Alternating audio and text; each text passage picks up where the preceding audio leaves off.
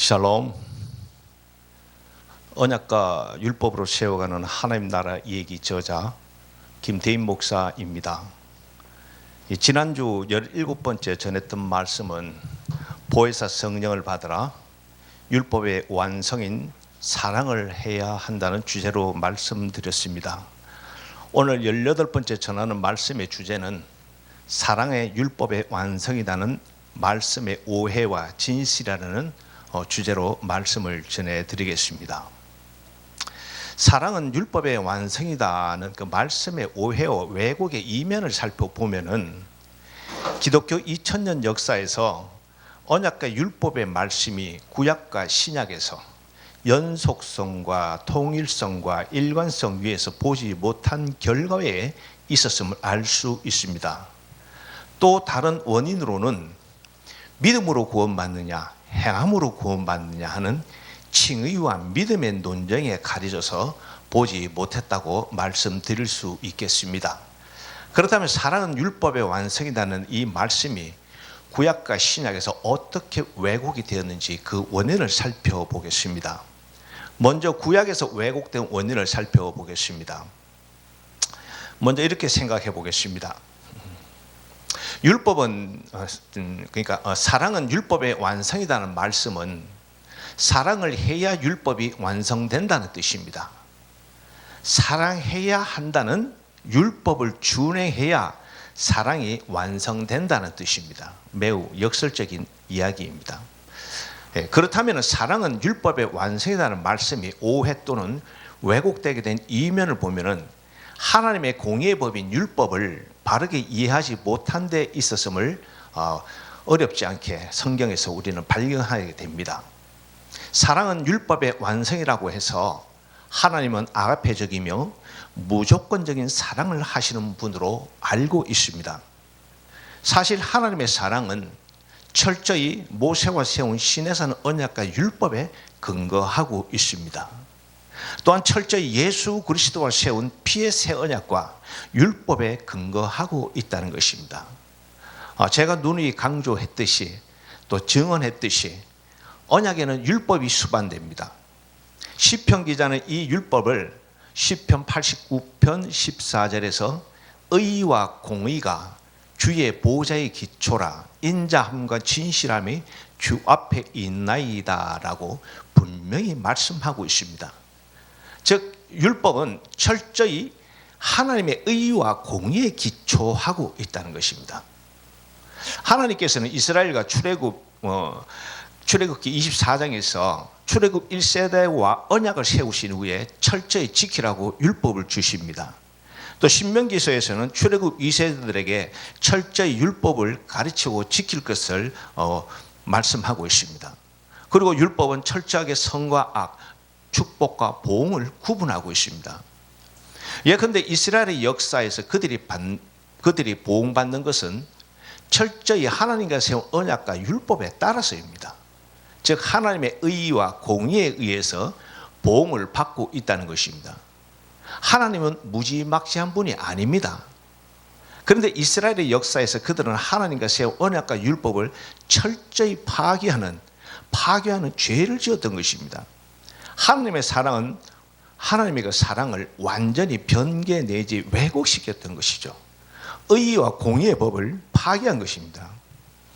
이렇게 시내산 모세 율법은 하나님의 의와 공의에 기초하고 있다는 사실을 모르고 하나님은 사랑이라는 말씀 때문에 율법은 사랑의 완성이라는 말씀 때문에 하나님의 사랑은 절대적이고 조건 없는 것으로 오해되었던 것입니다. 하나님의 절대적 사랑은 칭의의 사랑입니다. 이 사랑은 즉각적 구원의 사랑입니다. 그리고 이 사랑은 1차 구원의 사랑입니다. 이 사랑은 출애굽의 사랑입니다. 이 사랑은 십자가에서 원죄의 대속의 사랑입니다. 이것이 절대적 사랑이죠. 이후에 적용되는 하나님의 사랑은 의와 공의의 사랑입니다. 성화와 영화의 사랑입니다. 점진적 구원과 2차 구원의 사랑입니다. 철저히 율법을 준행해야 구원을 완성하는 그런 사랑의 법입니다. 이러한 사랑의 원리를 몰랐던 것이죠. 그러므로 해서 하나님의 사랑을 철저히 왜곡 또는 곡해를 했던 것입니다. 신명기 6장 5절에서 너는 마음을 다하고 뜻을 다하고 힘을 다하여 내 하나님 여호와를 사랑하라. 또 신명기 26장 16절에서 오늘 내 하나님 여호와께서 이 규례와 법도를 행하라고 내게 명령하시나니 그런즉 나는 마음을 다하고 뜻을 다하여 지켜 행하라. 이러한 율법의 행함이, 율법의 준행이 하나님의 절대적인 사랑으로 구원받은 백성들이 하나님을 사랑하기 위해서 절대적으로 율법을 준행해야 하는 것입니다. 이러한 부분들을 놓치고 있었던 것이죠. 그러면 신약에서 사랑은 율법의 완성이라는 것이 어떻게 왜곡이 되었는지 또한 살펴보겠습니다. 원리를 간단히 10계명의 5계명의 말씀부터 예를 들어 보겠습니다. 5계명은 내 부모를 공경하라. 그러면 내 하나님 여호와가 내게 준 땅에서 내 생명이 길리라. 제6은 살인하지 말라. 제7은 간음하지 말라. 제8은 도둑질하지 말라. 제9는 내 이웃에 대하여 거짓 증거하지 말라. 제10은 내 이웃의 집을 탐내지 말라. 내 이웃의 아내나 그의 남종이나 그의 요종이나 그의 소나 그의 낙이나 무릇 내 이웃의 소유를 탐내지 말라. 10계명의 5계명부터 10계명까지는 사람들 사이에 지켜야 할 계명입니다. 하나님의 율법을 따라 이 계명을 지킨다는 것은 궁극적으로 부모와 이웃을 사랑하는 마음이 먼저 있다는 것입니다. 즉 사랑하는 마음이 없으면 이러한 죄를 짓게 된다는 것이죠. 다시 말해서 이웃에게 죄를 짓지 않는 그 자체가 이웃을 찾아가서 사랑한다는 말을 하지 않고 섬기지 않아도 사랑하게 된다는 것입니다. 사랑의 의미가 이런 것이죠. 그렇기 때문에 율법의 준행인 이웃사랑이 그렇게 어렵지가 않습니다. 작금의 세계 신학계와 한국 교회와 또 한국의 신학계 교회를 보면은 얼마나 많은 학자와 목회자와 중직자들이 또 성과 물질과 명예 때문에 또 죄를 짓고 있습니다. 또 어떤 정치적 이데올로기에 의해서 또 죄를 짓고 있죠. 이들이 이웃을 사랑한다면 죄를 짓지 않을 것입니다. 그러나 교회가 이들을 진정으로 사랑한다면 하나님의 율법의 말씀을 들어 권면과 징계를 해야 합니다. 이것이 율법의 준행이며 사랑의 완성이며 하나님의 의와 공의의 법인 율법의 준행입니다. 그런데 모든 것을 은혜로 덮습니다. 강단에서는 은혜의 설교가 아니면 설교가 아니죠. 또 교회에서는 바알을 섬기는 목사와 성도들이 주여 오직 주님만을 외치고 있습니다. 교회는 세상의 온갖 죄인들이 당연히 들어와야 합니다. 더불어 교회 안에서 율법의 말씀을 따라 권면과 회개와 징계가 있어야 합니다. 문제는 교수나 목사나 장로나 성도가 모두 은혜로 하나가 되었다는 것이죠. 은혜가 사랑은 율법의 완성이라는 말은 아닙니다. 사랑의 율법의 완성이 되려면은 죄인들이 율법을 따라 징계와 권면과 회개를 통하여 죄에서 선으로 회복돼야 합니다. 우리는 사랑을 완성하기 위해 율법을 준행해야 한다는 이해보다는 사랑하면 율법이 완성되는 것으로 오해와 왜곡을 했다는 것입니다. 그러다 보니까 실제 사랑할 마음도 없고 사랑의 마음도 없는데 사랑해야 한다고 강조하니까 사랑이라는 율법이 사람을 온무에 가두는 멍에가 되었던 것입니다. 하늘의 하나님의 법인 신에서 모세 율법이 바리새인들의 구전 율법으로 전락했듯이 사랑의 율법이 현대판 바리새인들의 그 신학과 신앙으로 전락되었다는 것이죠. 예수님께서 오신 것은 아담의 원죄의 삶과 동시에 구전율법의 멍에와 올무에 갇혀있는 하나님의 백성들을 구원하시기 위해 오셨습니다. 그런데 현대의 신학과 신앙가 신학자 목회자는 기독교 2000년 역사에서 또 개혁교 500년 역사에서 바리새인들처럼 주의 백성들을 구전율법의 신앙의 멍에와 올무에 가두는 죄를 바리새인들과 같이 동일하게 짓고 있었던 것이죠. 이러한 내용들이 신약에서 사랑이 왜곡되는 원인이었던 것입니다. 말씀을 가지고 말씀으로 들어가다 보면은 신학의 문턱에서 다 걸려 넘어집니다. 오직 말씀을 외치고 있지만은 하나님의 말씀을 가지고 말씀을 보게 되면은 신학으로 의해서 난도질 당하고 신학에 의해서 그 말씀에 말씀되게 증거되지 못하고 있습니다. 이러한 것들이 사랑을 왜곡하게 되었던 원인들일 것이죠. 그렇다면 율법 준행은 사랑의 완성인데 어떻게 완성할 것인가 또 살펴보겠습니다. 고린도전서 13장 4절에서 7절 말씀 너무나 잘 아는 말씀이죠. 사랑은 오래 참고 사랑은 온유하며 시기하지 아니하며 사랑은 자랑하지 아니하며 교만하지 아니하며 무례히 행하지 아니하며 자기의 유익을 구하지 아니하며 성내지 아니하며 악한 것을 생각하지 아니하며 불의를 기뻐하지 아니하며 진리와 함께 기뻐하고 모든 것을 참으며 모든 것을 믿으며 모든 것을 바라며 모든 것을 견디느니라. 신약에서 수많은 윤리와 도덕적인 율법의 말씀들이 있지만 특히 고린도전서 13장의 이러한 말씀들은 율법의 완성을 위해 이웃을 사랑하라는 대표적인 예가 되겠습니다. 이러한 말씀 자체가 이웃에게 해를 끼치지 않는 행위죠. 저 율법 준행이라는 것이죠. 그러므로 인해서 사랑을 완성할 수가 있다는 것입니다. 또 우리가 또 잘 알고 있는 갈라디아서 5장 19절에서 23절 말씀 보겠습니다.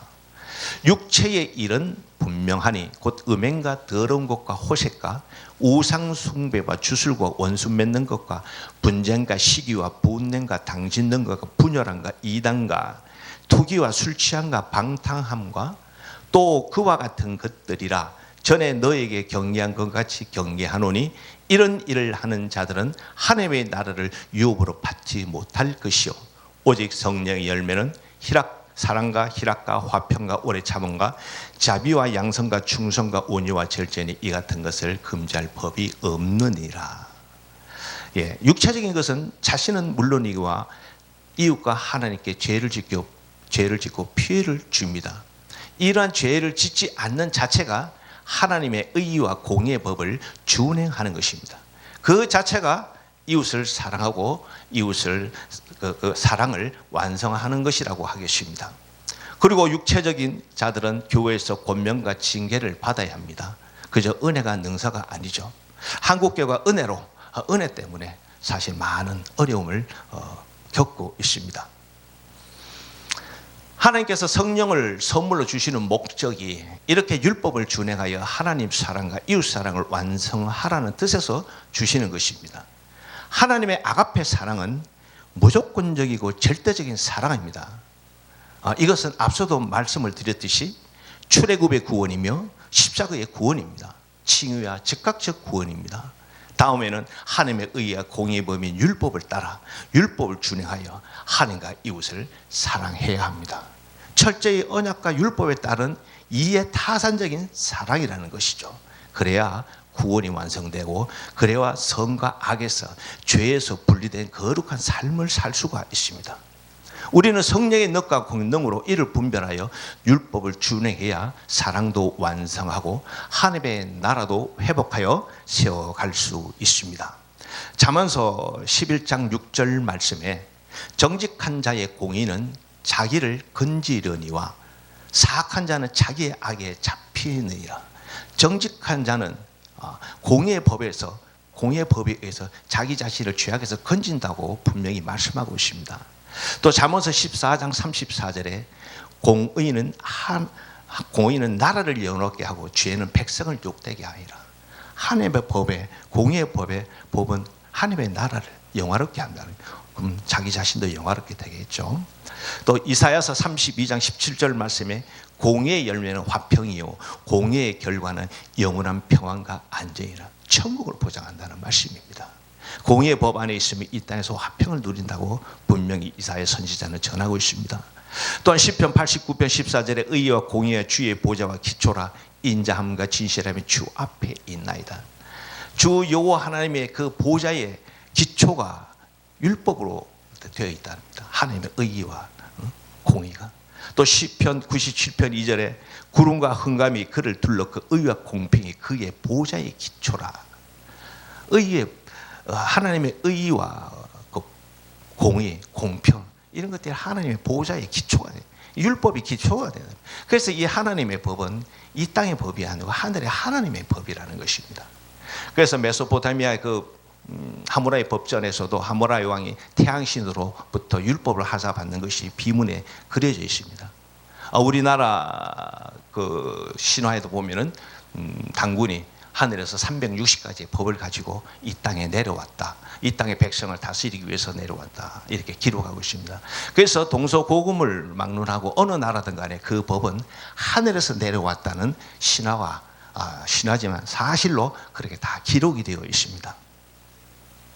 그래서 다시 말씀드립니다마는 하나님의 절대적인 사랑인 아가페 사랑은 출애굽의 구원의 사랑입니다.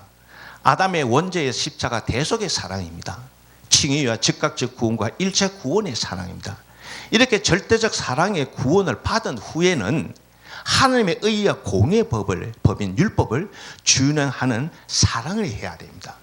이렇게 이것을 분리해서 이해를 못했던 것이죠. 분리해서. 이것이 이제 절대적 사랑에 의해서 아가페 사랑에서 구원받게 되면 절대적으로 우리는 하나님의 법인 율법을 준행해야지, 그래야지 성화와 영화와 전제적 구원과 구원을 완성하게 됩니다. 기독교는 이러한 하나님의 사랑의 관계를 몰랐기 때문에 하나님의 사랑에 대한 오해와 곡해가 있었던 것입니다. 오늘 말씀은 여기서 마치겠습니다. 감사합니다.